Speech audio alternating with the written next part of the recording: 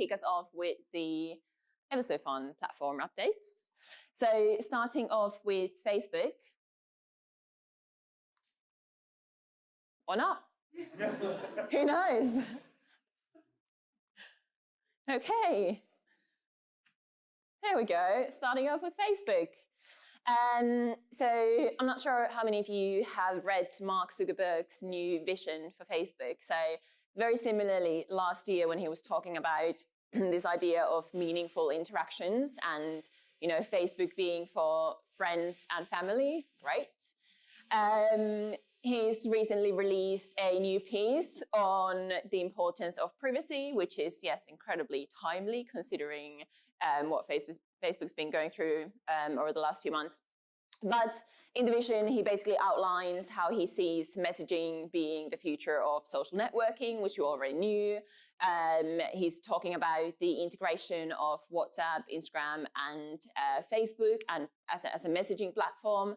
And he's talking about how people currently, Facebook and Instagram, almost serve as this digital town square, his words, not mine, and how he wants to move to a space where Facebook, Instagram, and WhatsApp serve as a digital living room for people. So basically trying to cater all of these platforms towards much smaller groups and have much more, I guess, you know, more private interactions within those groups. So messaging, as we knew, is going to be huge over the next couple of years. Facebook will absolutely be driving that.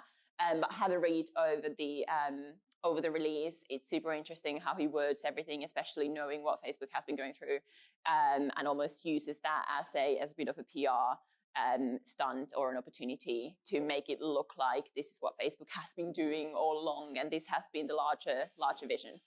But have a read over. It's quite important to know, I guess, in the long-term side of things.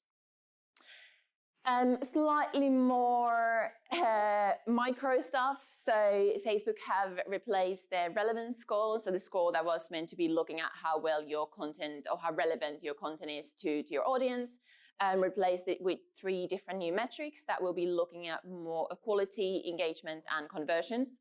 So whereas we used to have this one relevance score that told, you know, your content is quite relevant, which to be fair always was a relatively shoddy and vague metric to begin with, and something that we should not have based much of an analysis on. But it will now be replaced with a quality metric, which is looking at the quality of your content against your competitors, an engagement metric, so looking at the expected engagement rate that your content will have against the engagement rate of your competitors, and looking at the conversion rate, so looking at the expected conversion rate your content will have against your competitors and those who are optimizing for the same result and catering content for the same audience. So essentially just a slightly more granular way of looking at how effective your content is.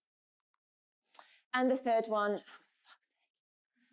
and the third, okay, great, feature is on Messenger, so potentially interesting for community management. So very similarly as you can on WhatsApp, you can now quote and reply on Facebook Messenger as well.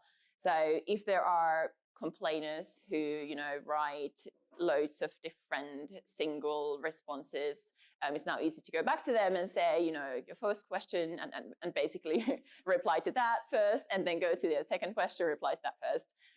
It's relatively small change, but potentially useful. Moving on to Instagram. In-app checkout, as we all know, exciting times. So we can buy stuff quicker and directly on Instagram, so we don't even have to leave the platform, which is great. But wouldn't expect to see our massive lift in conversions quite yet. So clients and brands, yes, they will be super interested in this, and yes, they will think that it's revolutionary, and yes, it is a nice mechanism to have on the platform, but it still doesn't make your product any more desirable. So if people didn't want to buy your product in the first place, the release of Instagram checkout won't help that. You'll need just as much time to prime your audience to make sure that they actually know what your product is and decide whether they want to buy it or not. So yes, the mechanic is useful, it's simple, it's super easy to use, but no, it doesn't necessarily see a massive lift in our conversion rates. And they've also released a new ad format, which is branded content ads. So you might have seen these. They've been testing it for the last couple of months.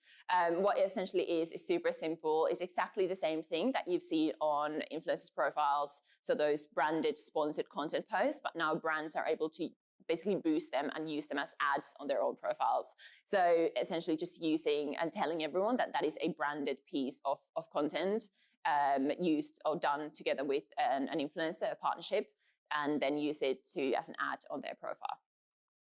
And the third one is another, I guess, a native behavior that is being mimicked on ads. So poll stickers have launched on ads as well. So, another way to get closer to your consumers and create more engagement and real life interactions with all of the people that you want to be talking to. But quite a nice little feature. And the rest, so very excitingly, LinkedIn has rolled out 3 new targeting options. So the most interesting of these is the lookalike audiences. So much like on Facebook, you're now able to build your custom lookalike audiences, which should help us target a bit more effectively. The other 2 are much more, the targeting options are much more on the engagement or like interest side of things. So one of them uses search data from Bing, which is a search engine that no one cares about /uses. So I'm not sure how effective that will be, but the lookalike audience is definitely something that we should explore for our B2B, one of our B2C clients as well. On Snapchat, so they've been working with the UK Home Office to look at how they can basically improve the age gating on the platform. It's been horrible since up until now. We know that there's a really young audience on the platform, and brands do struggle to work with Snapchat to basically make sure that they're not targeting under 13-year-olds.